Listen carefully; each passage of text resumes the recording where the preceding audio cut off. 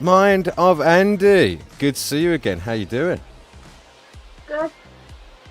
Good. Well, Mind of Andy's just been showing us all her wig that she made out of real human hair. And we're all very worried about where it might have come from. But it looks sexy, so that's the main thing. Go on, what do you want to talk about? Is there anything in particular you want to get into? Oh well, I know everybody was like in the chat was talking about God, you know. About God. I mean, do you have any thoughts on that at all? Well, I used to believe in God like a Uh, while back, yeah? like before my brother passed away, but like now I'm kind of in the middle Okay, and about by it. the way, let me just say this. I have just seen you, David Bruce, and Savage Paw. Bear with me, fam. I can't wait, but I've only just clocked you. So you said you used to believe in God before, but you don't anymore? I'm like in the middle about it. Like I do and I Right. don't. Well, let's put it this way. I mean, do you think we're... Where do you lean? Do you think we're some sort of random happenstance, like an accident or whatever? Or do you think there's a sort of higher power, higher intelligence, or anything like that behind, I everything that... mean, after my brother passed, I like still like believed in him, Hmm. but like probably couple months after I really like started like not to believe in him. But for the Um, past year now, I've been in the like middle of it. Like, do I believe? Like, do I not believe? I'm just kind of in the middle about it. Well, let's put it a different way, because I don't even think of God as necessarily a him or her anymore. I see it as something that is absolute, is the fundamental foundation of the reality that seems to be appearing to us, right? And I do believe, or I believe I've been able to ascertain that we are one in nature and spirit with whatever that is, right? That's deathless, that's immortal, that's pristine, that's perfect, that is formless, whatever, all the things I'm always talking about. So, as it pertains to you, do you feel... I mean, how do you feel about the idea? Do you think you're merely mortal? Do you believe that your thoughts and mind are merely generated for a short period of time by the brain, as modern day sort of Western science says? Or do you think there's a sort of an awareness behind the mind that perhaps has a more divine, infinite nature? You see, they're sort of the essential two propositions. I mean, how do you feel about both of those? I'm not really sure. Yeah, I mean, let's put it this way. Do you believe consciousness is generated by the brain? No, because I don't hear my conscience ever saying anything. So Hey, that's pretty deep. So, what? There's a part of you that is the witness of all things that happen internally in your mind and externally in the so-called world, right? yeah, There's something that you'd have to call you that is the awareness of all those things, right? So there's an experience, and you are the experiencer of that experience, right? yeah. Right, and it's like, I mean, so what do you think the qualities are of the observer of mind? Um, It's a deep question, just mind like of Andy. Throwing it at you, but throwing you in the deep end at mind of Andy. But what do you think? Like, let's put it this way: if form is a concept appearing only in the mind, being apprehended by the observer, then does the observer have form? Let's put it that way. probably. Well, what makes you think probably? Because I would say not, because form is a concept.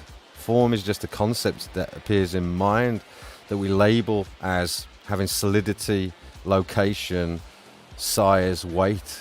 But it's all a sort of description of something that appears essentially only in mind.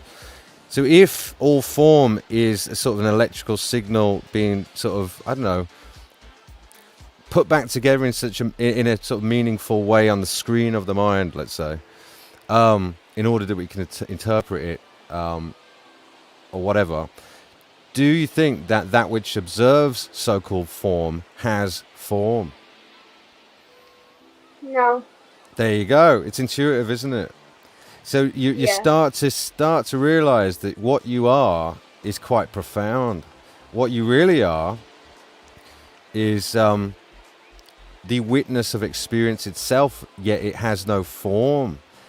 Here's another thing. There is no object in the known universe that can see. Not even eyeballs can see. You know, lenses. Well, if you think about it, a lens, you can at least say the brain sees. That's the most you could say, is like the brain sees or the mind sees.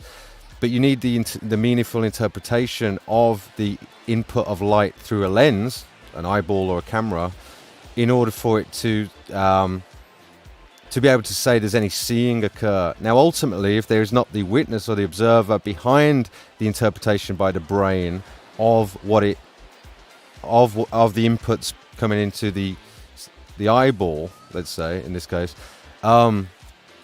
you'd have to say that the observer and the observer alone has the ability to perceive.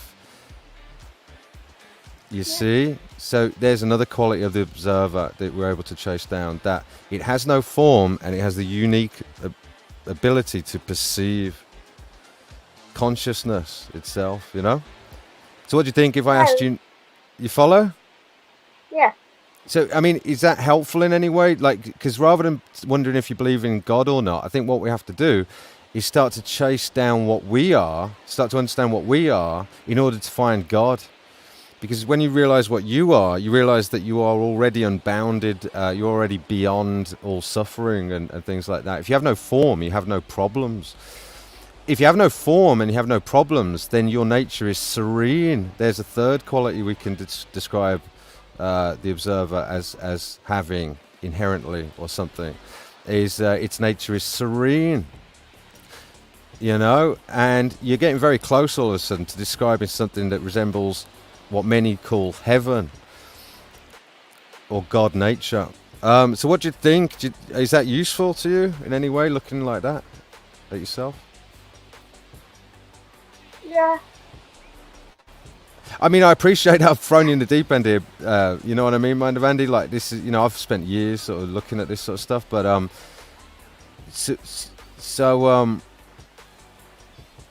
I mean, what does that make you think? How do you want to respond? I don't know. We can talk about anything else. Like, I do believe in heaven and hell because, like, you know, I believe that my brother's up in heaven, but yes. like, I'm still like, okay, like, so since my brother's up in heaven, should like I believe in God?